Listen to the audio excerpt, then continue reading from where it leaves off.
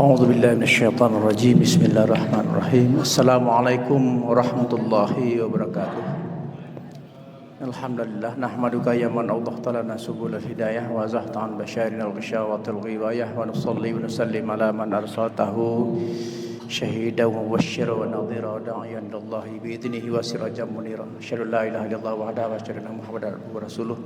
Sebelum kajian kita dimulai, yang mana pada hari ini tausiah kita akan diisi oleh Buya Dr. Erva Henry Mukhlis MA.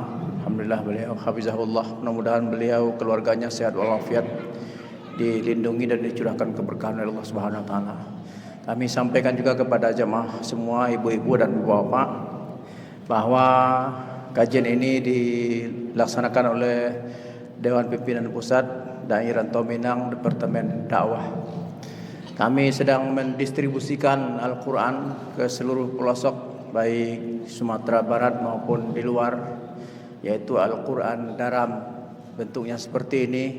Bagi yang ingin berniat ingin mendulang kebaikan dan pahala agar kebaikannya berlimpah ruah, pemberat timbangan kebaikan di hadapan Allah Subhanahu wa taala, kami membantu mendistribusikan dan sudah kami cetak ribuan yang sudah kami cetak dan ribuan juga yang sudah kami distribusikan. Silakan menghubungi kami di DPP Daerah Tominang atau bisa dilihat di spanduk di depan ya. Silakan ada nomor telepon dan WA-nya. Hubungi kami akan bantu untuk mendistribusikan, dan sudah ready Al-Quran sekian ribu di kantor pusat DPP Daerah Tominang. Mungkin demikian untuk mempermudah kajian kita kali ini, berjudul adalah aplikasi Islam Kafah pada Buya Dr. Eva Henry Mukhlis MA. Hafizahullah tabatal musykur. Assalamualaikum warahmatullahi wabarakatuh.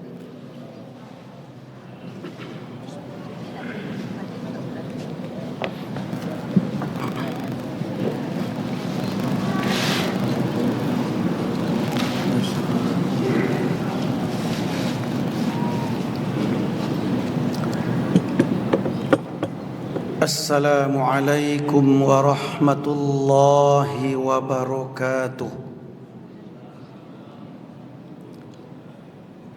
Innal hamdalillah nahmaduhu wa nasta'inuhu wa nastaghfiruh wa na'udzu billahi min sururi anfusina wa min sayyiati a'malina. Man yahdihillahu fala mudilla lah wa man yudlil fala hadiyalah. Asyhadu an la ilaha illallah wahdahu la syarikalah wa asyhadu anna Muhammadan abduhu wa rasuluh. Allahumma salli wa sallim ala Muhammadin wa ala alihi wa ashabihi ajmain, amma ba'd. Kaum muslimin wal muslimat, ikhwanu fid din, a'azzakumullah. Baik pengurus Masjid Fatahillah, pengurus Daram, bapak-bapak, ibu-ibu, para pecinta ilmu syar'i, mudah-mudahan kehadiran kita di masjid ini dalam rangka thalabul ilmi, sarana untuk terampuni dosa-dosa kita, sarana untuk terangkatnya derajat kita, sarana untuk dipermudahnya kita masuk ke surganya Allah tabaraka wa ta'ala. Amin ya rabbal alamin. Pada siang ini kajian kita membahas satu tema, yaitu aplikasi Islam Kafah. Allah ingin menilai sejauh mana Islam yang hebat itu, yang tinggi, yang mulia itu kita aplikasikan dalam hidup ini, kita terapkan dalam hidup ini sejauh mana, baik dalam hal akidah, ibadah, akhlak, atau muamalah. Kalau soal jumlah kita yakin Indonesia mayoritas muslim, orang yang beragama Islam mayoritas.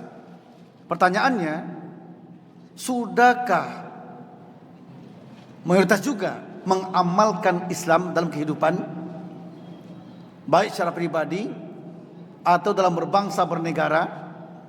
Untuk itu kita bahas apa standar kita lulus telah mengaplikasikan Islam yang kafah itu dalam hidup kita ini. Apa standarnya? Landasan awal kajian ini, Bapak Ibu bisa buka Al-Quran surat yang kedua.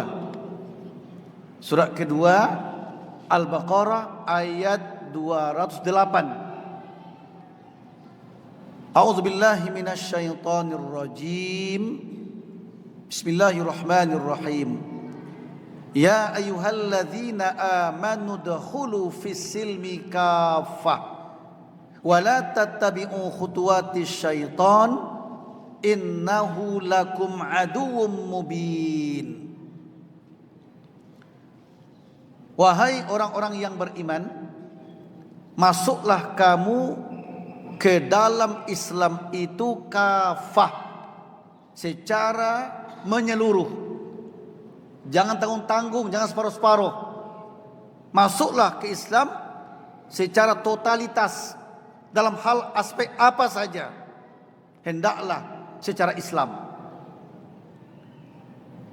Akidahnya, ibadahnya, akhlaknya, muamalahnya Islam.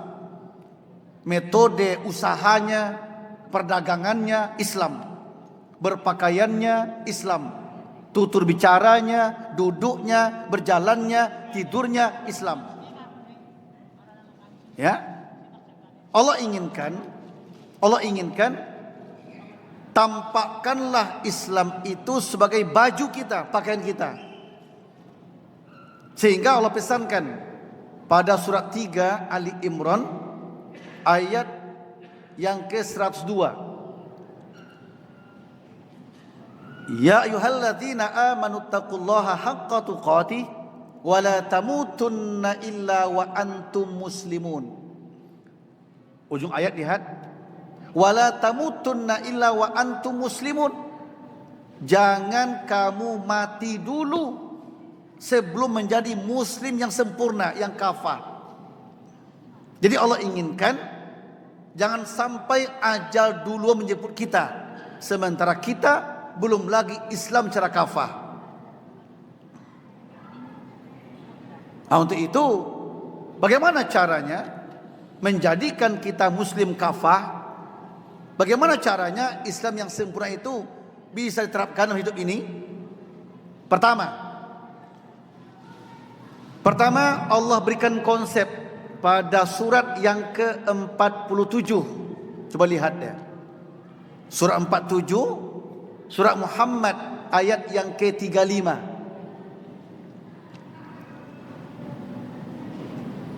Fala tahinu wa tad'u ila salmi wa antumul a'laun. Wallahu ma'akum wa la yatirakum a'malakum. Ayat ini adalah ucapan Allah langsung kepada kaum muslimin. Fala tahinu, kamu jangan merasa lemah. Hai orang Islam, kamu jangan merasa minder. Jangan gak pede, merasa terbelakang, jangan.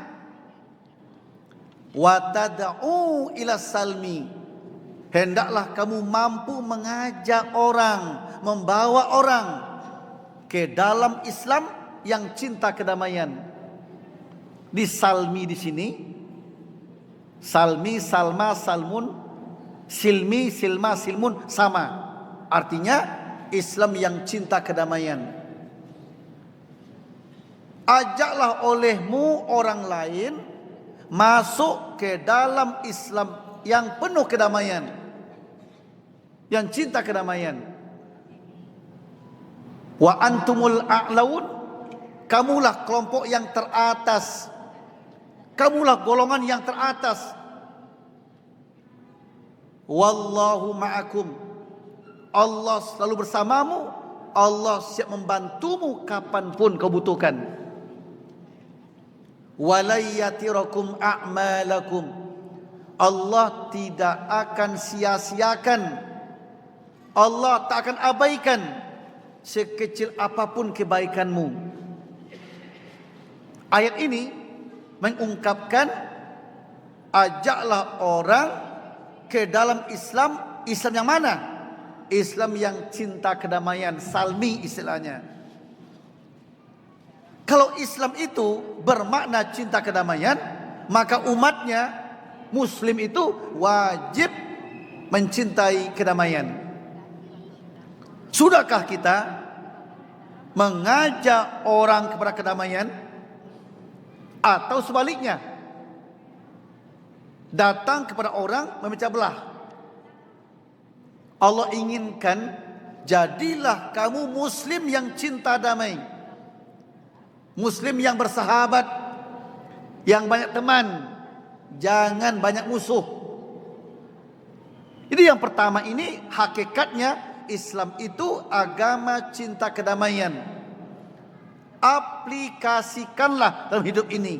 Kita seorang Islam, Muslim yang selalu merajut ukhuwah Islamiyah, datang mengajak orang untuk cinta kedamaian. Makanya Bapak Ibu, lihat di depan kita, ini kita punya backdrop ya, backdrop istilahnya ya. Daram punya moto Pak. Daram punya moto, bersatu dalam usuliyah, toleransi dalam furu'iyah. Moto ini untuk mewujudkan persatuan. Cari sahabat, jangan cari musuh. Dalam usuliyah, dalam akidah kita bersatu. Tapi furu'iyah, hal-hal yang kecil, hal-hal yang sunnah, kita toleransi kalau berbeda. Orang yang Nabi legalkan kredibilitasnya, Nabi legalkan pendapatnya siapa itu? Sahabat, tabi'in, tabi'in. Siapa tabi'in? Bapak Ibu, 4 imam mazhab itu tabi'in Pak. Abu Hanifah, Imam Malik, Asy-Syafi'i, Ahmad bin Hanbal. Ini tabi'in, Nabi legalkan. Khairukum qarni, orang terbaik kata Nabi. Sahabatku, tabi'in. Coba kita perhatikan, Nabi melegalkan mereka orang terbaik. Tetapi ketika mereka meninggal Pak, baca kitabnya. Abu Hanifah baca Musnad Abu Hanifah, Imam Malik baca Muwatta Imam Malik, Imam Syafi'i baca Al-Um Asy-Syafi'i, Ahmad bin Hanbal baca Musnad Ahmad bin Hanbal. Alhamdulillah, saya dalam rangka 13 tahun lebih kurang Pak, saya mengkhatamkan Pak mazhab itu Pak. Mengkhatamkan Pak mazhab itu. Wah, Masya Allah, saya kaget merinding Pak. Banyak masalah sampai mereka meninggal, mereka beda-beda pendapat Pak. Tidak satu pendapat dalam hal furu'iyah. Hal furu'iyah. Jangankan masalah agama yang luas, tentang sholat saja beda pendapat mereka. Dalam hal furu'iyah. Mereka yang Nabi legalkan saja, sampai mati mereka banyak beda pendapat. Makanya beda pendapat itu belum tentu yang satu benar, satu salah, belum tentu. Boleh jadi satu benar, satu betul. Jadi Bapak Ibu, dalam akidah kita bersatu. Hal furu'iyah, hal-hal yang sunnah, hal-hal yang kecil kita toleransi. Ya, toleransi saja. Yang penting Islam itu berlandaskan Al-Quran dan Sunnah. Itu saja. Nabi dalam mewujudkan Islam yang cinta damai ini, Nabi mengajar sahabat dengan satu amalan. Amal ini tercantum dalam hadis yang sahih. Hadis riwayat Abu Daud dari Ibnu Umar. Apa kata Nabi? Ma min muslimaini yaltaqiyani fayatasafahani illa ghufira lahuma qabla ayyaftariqa. Tidaklah berjumpa dua orang Islam, berjumpanya di toko kah, di pasar kah, di masjid kah, di mana saja, berjumpa dua muslim, fayatasafahani, lalu mereka berjabat tangan, bermusafahah, jabat tangan Pak, maka Allah ampuni dosa keduanya qabla ayyaftariqa, sebelum mereka berpisah. Nanti buka dalam kitab Bulughul Maram, kita Nabi sunnahkan sesama muslim bertemu ucapkan salam, berpisah ucapkan salam, bertemu sunnah bersalaman, berpisah sunnah bersalaman. Nah, ini cara Nabi Pak untuk merekat ukhuwah Islamiyah, menciptakan Islam cinta damai. Itu caranya. Bertemu, assalamualaikum, waalaikumsalam warahmatullahi wabarakatuh, bersalaman, jabat tangan, ngobrol, acara-acara. Ketika berpisah nanti bersalaman lagi. Tujuannya apa? Untuk menciptakan kedamaian. Islam cinta damai, Islam bersahabat, bukan Islam yang berantem pun terus, yang pecah belah, yang saling sikut menyikut. Tidak. Kadang-kadang kita kalah oleh semut Pak. Ya, coba Bapak Ibu perhatikan semut. Coba perhatikan semut dia, teliti dia semut. Semut Pak, kalau mereka bertemu sama teman-temannya semut itu, walaupun tak kenal Pak, dia pasti jabat tangan. Coba lihat, cipika-cipiki dia. Hah? Saya pernah uji Pak, ambil semut Jawa Barat, semut Sunda, ya, Keranggan tuh ke Sunda tuh Pak, Jawa Barat tuh. Bawa Tanah Abang ini, DKI Jakarta kan, beda provinsi Pak. Di sana Sunda, sini Betawi. Ajak semut tuh Pak, ambil, masuk dalam kantong kresek, sampai sini lepaskan sini dia. Terus amati dia, amati. Ternyata semut Sunda sampai DKI semut Betawi Pak, nggak kenal Pak, nggak kenal. Ketika bertemu Pak, salaman dia, jabat tangan dia. Alangkah indahnya ukhuwahnya semut. Coba, kita kadang-kadang sesama satu jamaah satu masjid nggak tegur sapa. Satu masjid melengah kanan lengah kiri. Nauzubillah, kalah oleh semut. Semut coba lihat Pak. Makanya Quran mengabadikan di ayat ini Pak, satu surat An-Naml, surat semut. Kaji semut itu, apa karakternya, apa sifatnya. Masya Allah. Ternyata semut itu kecil, binatang kecil, tapi mencontohkan ukhuwah Islamiyah, bersahabat, bersatu. Kita kadang-kadang, ya Allah, umat Islam, jangankan antar negara Pak, satu Tanah Abang aja, satu masjid belum tentu bersahabat semua. Alangkah mulianya kita aplikasikan Islam itu dalam kehidupan. Nabi mengajarkan bertemu, assalamualaikum, waalaikumsalam warahmatullahi wabarakatuh, berjabat tangan. Berpisah, salam lagi, jabat tangan lagi. Allah datangkan berkah, Allah turunkan rahmat, ukhuwahnya akan Allah ikat, yakinlah. Di rumah tangga Pak, Bapak pergi dari rumah, ucapkan salam, jabat tangan seisi rumah. Nanti pulang dari kantor di mana-mana, pulang pasar, masuk rumah lagi, assalamualaikum, waalaikumsalam, jabat tangan lagi. Yakinlah, rahmat, hidup, rukun damai Allah curahkan di rumah tangga itu, yakinlah. Ini upaya Nabi, cara Nabi. Bagaimana tercipta Islam cinta damai itu? Ini caranya. Perbanyak memberikan salam, menjawab salam, sering-seringlah berjabat tangan, sering-seringlah silaturahmi, berkumpul-kumpul, duduk bersama, makan berjamaah, sholat berjamaah, untuk menciptakan kedamaian tujuannya. Jadi kalau kita ingin menjadi muslim yang kafah, maka hidup ini penuh persahabatan. Kalau ada permusuhan, Siapa duluan yang minta maaf, yang dia mulia. Tidak mesti menunggu, belum Ramadan, tidak usah deh salaman, nanti ajalah. Nanti kalau bermaafan menjelang Ramadan, bermaafan Idul Fitri, tidak mesti begitu. Ketika bersalah langsung berjabat tangan bermaafan. Jangan nunggu Ramadan dulu. Membiasakan bersalaman sebelum Ramadan itu budaya. Membiasakan bersalaman ketika Idul Fitri itu budaya. Yang sunnahnya kapan saja sering-seringlah ucapkan salam, sering-seringlah bersalaman, sering-seringlah minta maaf, bermaafan. Nah, jadi ini yang pertama, standar Islam yang kafah itu.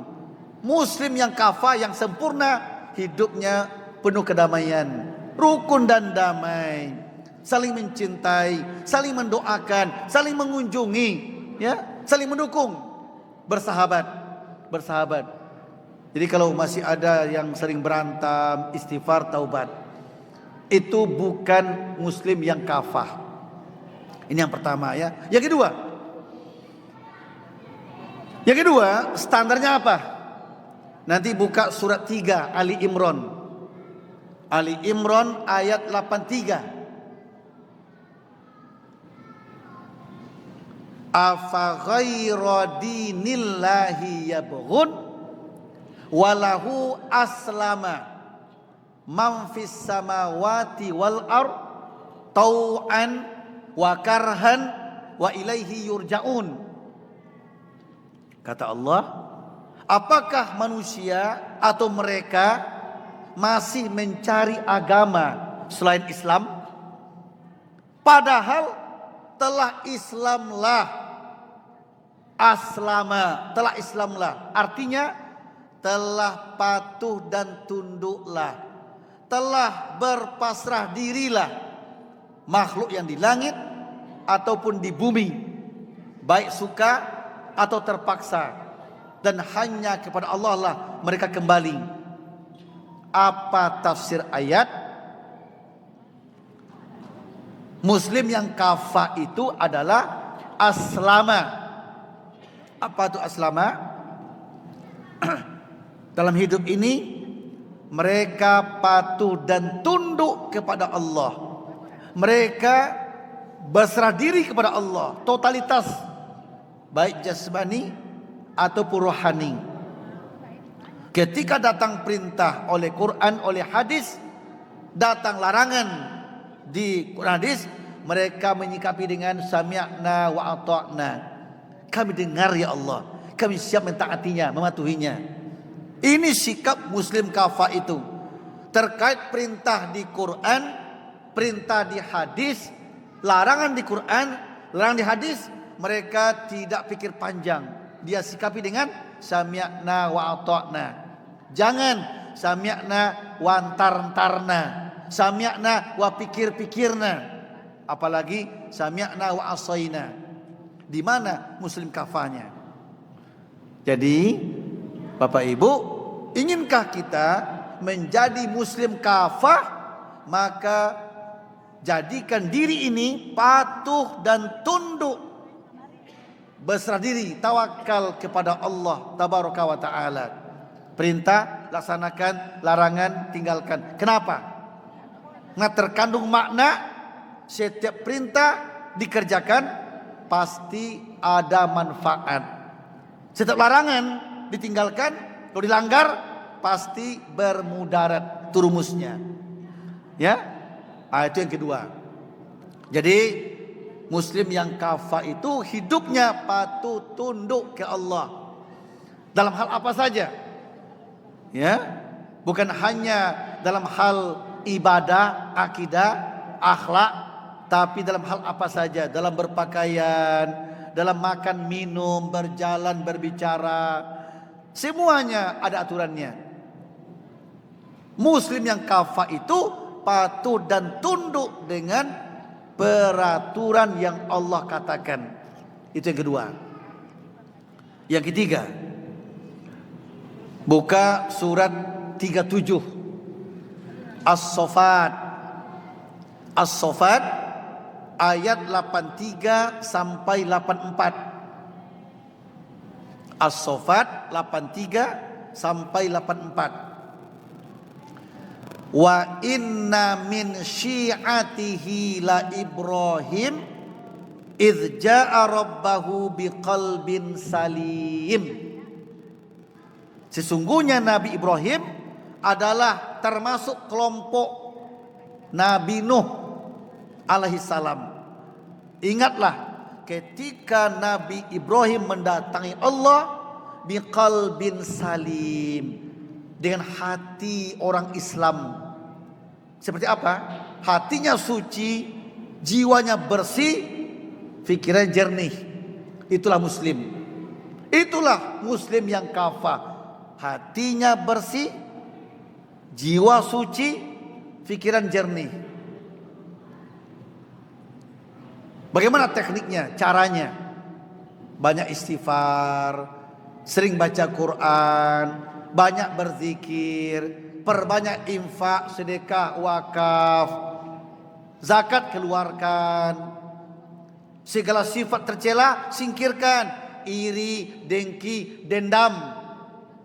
Satu paket tuh Pak, iri, dengki, dendam.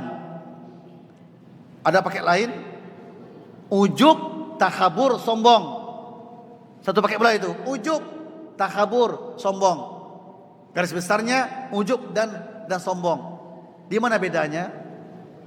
Ujub itu Pak, merasa diri paling hebat, itu ujub namanya. Paling berilmu, paling cerdas, paling kaya, paling berjabatan, paling gagah, paling cantik, paling sunnah. Hati berkata dan ujub, merasa dirinya diangkat. Itu ujub namanya. Hati-hati Pak, itu penyakit. Penyakit itu Pak. Merasa diri lebih hebat dari orang lain. Itu ujub namanya. Kalau sifat ini disuburkan, dibiarkan, disiram, naik kelas dia menjadi sombong. Apa tuh sombong? Apa sombong? Merasa hebat dari orang lain dan muncul sifat merendahkan orang lain, atau sombong. Kalau sekedar kagum sama diri Pak, itu masih ujub namanya. Tapi kalau udah sampai kepada diangkat diri, orang direndahkan semua, ada tuh, siapa itu? Hah? Kecil itu, itu sombong. Hah? Nanti buka surat Al-A'raf 40. Orang sombong itu diharamkan ke surga. Tidak mungkin ke surga. Doanya tertolak, amal tidak diterima. Kecuali onta bisa masuk lubang jarum. Mustahil. Itu Al-A'raf 40, buka nanti. Nabi perkuat hadis riwayat Muslim dari Abdullah bin Mas'ud. La yadkhulunal jannah man kana fi qalbihi mithqalu habbah min kibrin. Tidak akan ke surga siapa saja jika ada di hatinya walaupun seberat biji sawi sifat sombong. Hah? Ya Rasul, kata sahabat, si anu tuh bersepatu baru, bajunya bagus, sendal bagus, dia sombong itu. Apa kata Nabi?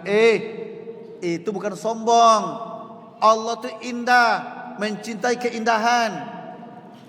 Rasul, terus yang sombong itu apa tanda-tandanya? Kata Nabi, al-kibru batrul haq wa ghamtun nas. Sombong itu tanda-tandanya, pertama, batrul haq, menolak kebenaran, menolak Al-Quran dan Sunnah, itu sombong. Kedua, wa ghamtun nas, merendahkan orang lain, meremehkan orang lain. Nah, ini bahaya nih Pak. Hati-hati ini. Sifat sombong ini menjangkiti orang-orang kaya, menjangkiti orang-orang hebat, intelektual, profesor, doktor, insinyur, kiai haji, ya, ulama-ulama, menghinggapi para pejabat, para penguasa. Kenapa? Merasa lebih tinggi kekuasaannya, lebih gagah, lebih cantik, lebih kaya, lebih segalanya, lebih berilmu. Akibatnya apa? Orang lain direndahkan, dicemooh. Ini sombong, hati-hati. Jadi Nabi Ibrahim menghadap Allah biqalbin salim, dengan hati orang Islam, hati yang bersih, jiwa yang suci, pikiran jernih. Hilangkan sifat-sifat ujub, sombong di hati. Kikir, itu sifat tercela, singkirkan. Ganti dengan dermawan. Sifat zalim, sifat kasar, ganti dengan sifat penyayang. Sifat-sifat tercela di hati, singkirkan, buang. Dan ganti dengan sifat yang positif. Begitulah upaya Muslim untuk menciptakan Islam yang kafah. Itu Al-Quran loh Pak. As-Saffat 83 sampai 84. Itu salim, ya, suci, bersih, jernih. Itu pula fungsi zakat, membersihkan jiwa, membersihkan harta. Itu fungsi zakat. Di umat Islam itu nggak boleh hatinya berkarat, hatinya busuk, nggak boleh. Umat Islam itu nggak boleh. Allah haramkan. Umat Islam harus bersih hatinya, suci jiwanya, jernih pikirannya. Perbanyak baik sangka, singkirkan buruk sangka. Itu 3. Yang keempat, terakhir nih. Keempat, buka surat 39 Az-Zumar ayat 73. Az-Zumar 73. Wasiqal ladzina taqaw rabbahum ilal jannati zumara hatta idza ja'uha wa futihat abwabuha wa qala khazanatuha salamun alaikum tibtum fadkhuluha khalidin. Ketika orang bertakwa berombongan ke surga, sampai mereka di pintu surga, disambut oleh malaikat sambil mengucapkan salamun alaikum tibtum fadkhuluha khalidin. Hai umat Islam, kamu selamat ya. Selamat ya atasmu. Masuklah ke surga ini, kamu kekal dalamnya. Artinya apa Pak? Artinya orang Islam itu Allah jamin keselamatannya. Selamat dia. Ketika mereka mengamalkan Islamnya dengan baik, dijamin Allah selamat dia. Selamat. Maka selamatkan pula orang lain dari lidah kita, dari pandangan sinis kita, dari tindak tanduk kita. Orang lain selamatkan. Bapak penjual, selamatkan pembeli. Jangan menipu mereka. Kita pembeli, selamatkan penjual. Ya, jangan zolimi mereka, jangan tipu mereka, jangan curi barang mereka. Inilah Muslim. Muslim itu bersaudara Pak. Hadis riwayat Imam Bukhari 2442 dari Abu Darda. Kata Nabi, al-muslimu akhul muslim la yazlimuhu wa la yuslimuhu. Orang Islam itu saudaranya orang Islam lainnya, maka haram hukumnya menzolimi saudaranya. Dan haram pula membiarkan saudaranya terzolimi. Tidak boleh. Bantu dia. Nah, inilah di antara standar atau tanda-tanda Muslim yang kafah. Islam yang kafah yang sudah kita praktekkan dalam hidup ini. Itulah di antaranya. Ya. 1, ciptakan kedamaian. 2, tampakkan sikap patuh tunduk kepada Allah total. Tawakal kepadanya. 3, sucikan hati, bersihkan jiwa, jernihkan pikiran. 4, selamat kita, selamatkan pula orang lain dari ucapan kita, dari sikap tindak tanduk kita. Insya Allah kalau kita bisa istiqomah, nanti dimatikan kondisi matinya Muslim yang kafah. Kalau mati Muslim kafah, insya Allah surga yang luasnya seluas langit dan bumi telah disiapkan untuk kita semuanya. Tidak cukup dengan surga Pak. Allah nggak puas membalas kebaikan kita keluarnya surga. Kalau nggak puas, terus Allah puas gimana? Allah izinkan kita bertemu dengannya. Allah izinkan kita melihat wajahnya. Masya Allah. Kenikmatan tertinggi bagi muslim itu adalah bertemu melihat wajah Allah tabaraka wa ta'ala. Mudah-mudahan Bapak Ibu yang hadir di hari ini, yang ikuti kajian ini, semoga rahmat Allah, hidayah Allah, berkah Allah tercurah untuk kita, sehingga rumah tangga kita rumah tangga yang sakinah, mawaddah warahmah. Negara ini negara yang baldatun thayyibatun wa rabbun ghafur.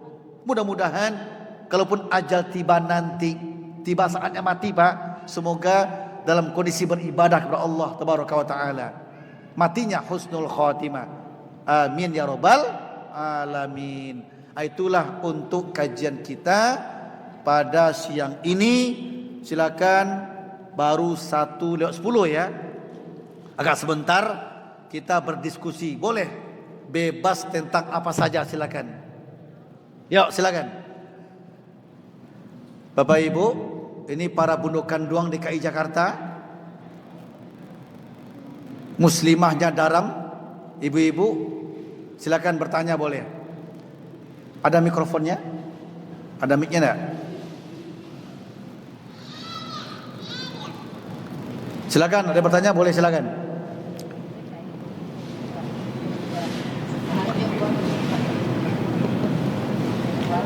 Ayo, nggak ada.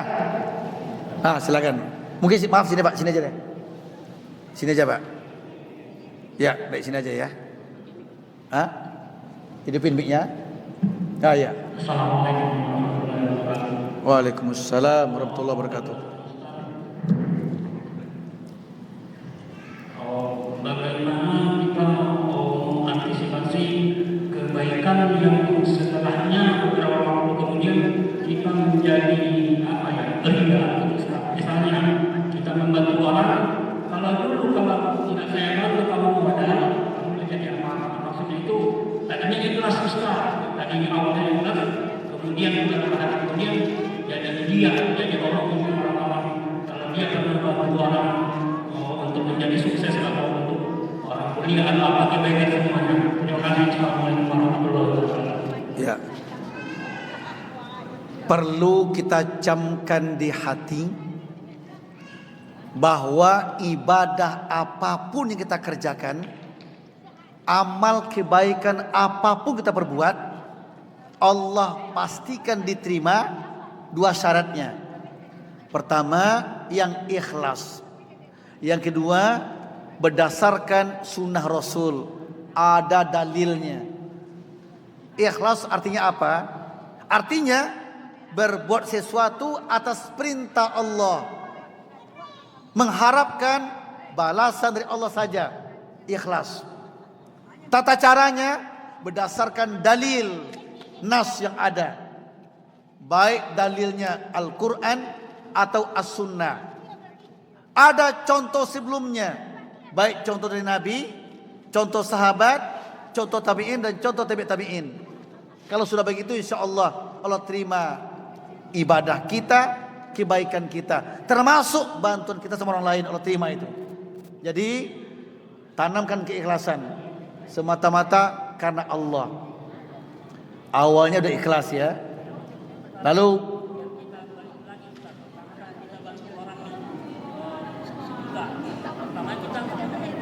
ya.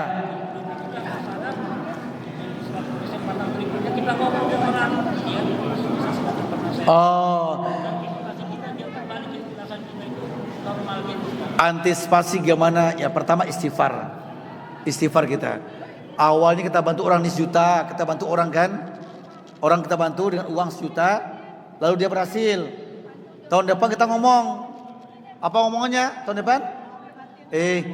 Kamu itu hebat karena saya. Ngomong ke orang lain, Bapak itu sukses karena saya bantu dulu tuh. Dulunya ikhlas, sekarang jadi ria. Ketika itu terjadi, gimana sikap kita? Istighfar. Astagfirullah, astagfirullah.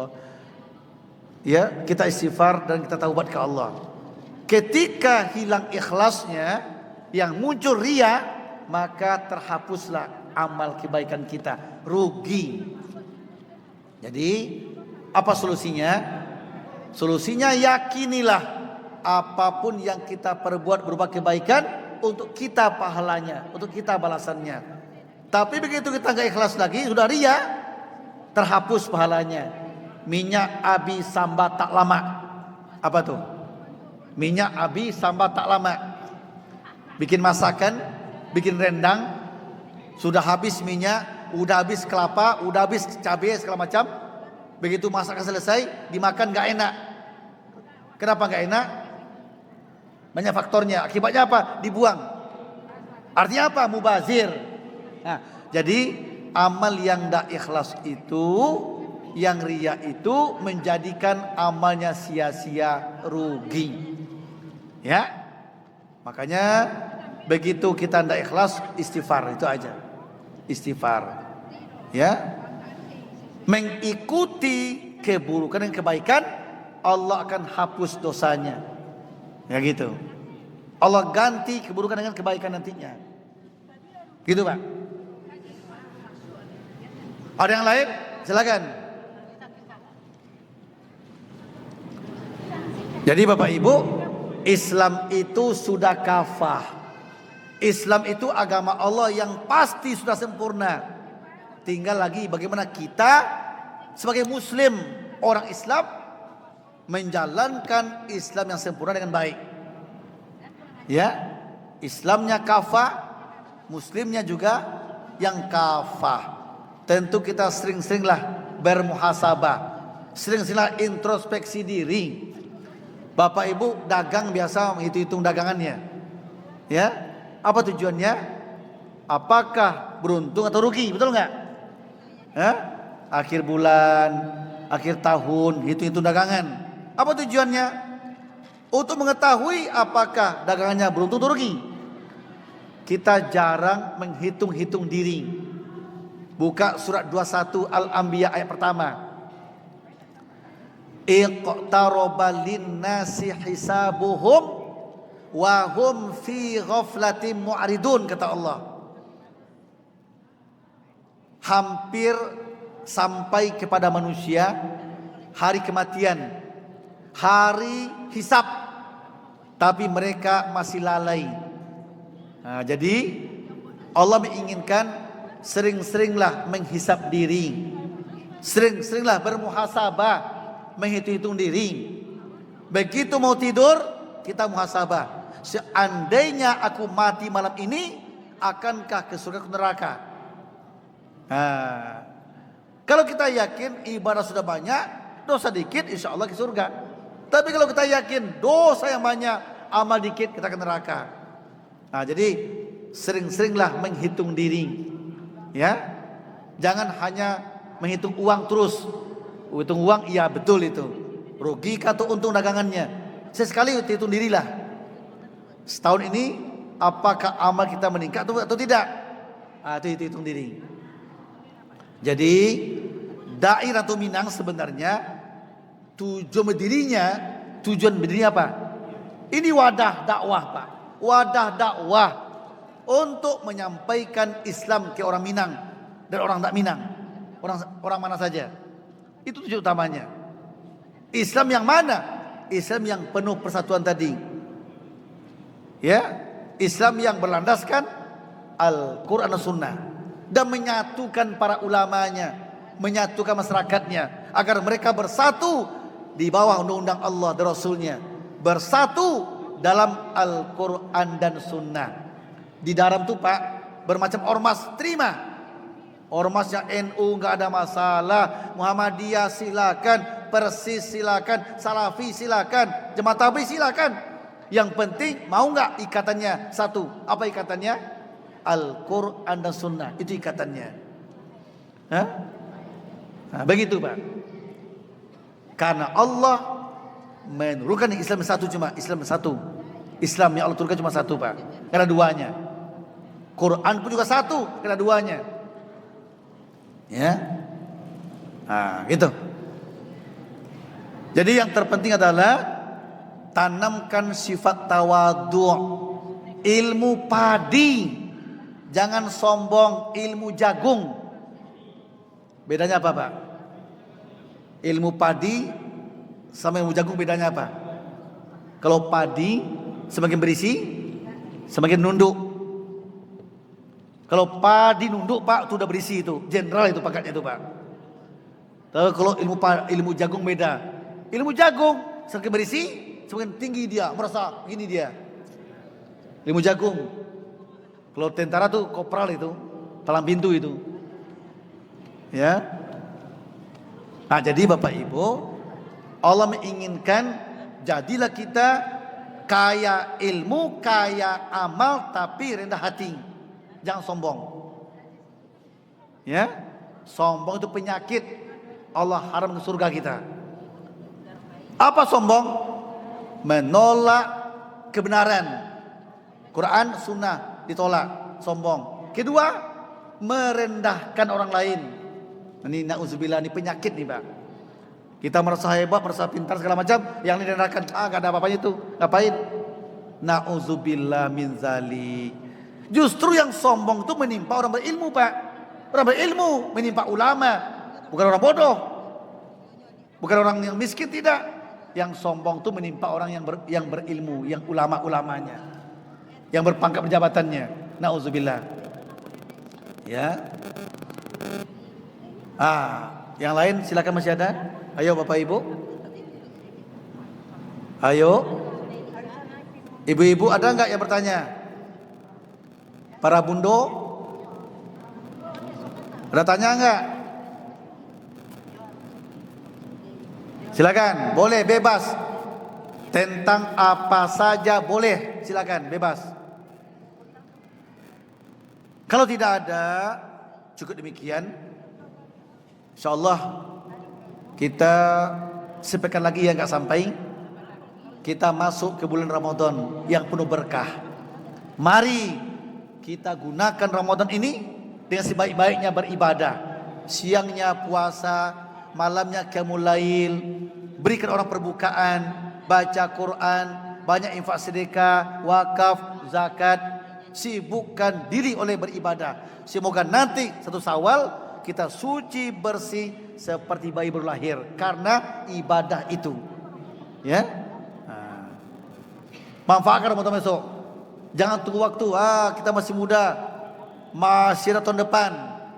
Belum tentu tahun depan kita masih hidup. Makanya mumpung Ramadan ini kita berjumpa dengan dia, ayo maksimalkan peribadatan kita, maksimalkan ukhuwah kita, cari sahabat, singkirkan permusuhan. Kalau bisa kita minta maaf. Ya, mudah-mudahan kita semua menjadi hamba yang tawadu, muslim yang kafah, yang mendapatkan tentram tenang dunia, mendapatkan pada akhirat nanti berupa surganya dan bertemu Allah, melihat wajah Allah tabaraka wa taala. Amin ya rabbal alamin. Terima kasih atas perhatiannya. Subhanaka Allahumma wa bihamdika asyhadu an la ilaha illa anta astaghfiruka wa atubu ilaik. Assalamualaikum warahmatullahi wabarakatuh.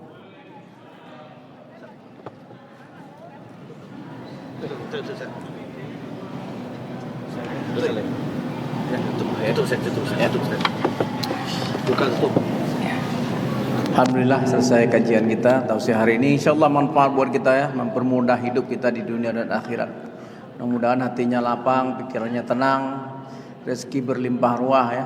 Yang hadir hari ini adalah bagian dari bentuk ketakwaan kita kepada Allah Subhanahu wa taala. Orang bertakwa itu rezekinya murah, hatinya lapang, hartanya berlimpah ruah. Mudah-mudahan kita sehat semua ya. Subhanakallahumma bihamdika, kami dari Dai Ranto Minang mohon maaf segala kekurangan, kekhilafan, juga bundo-bundo. Ya, assalamualaikum warahmatullahi wabarakatuh.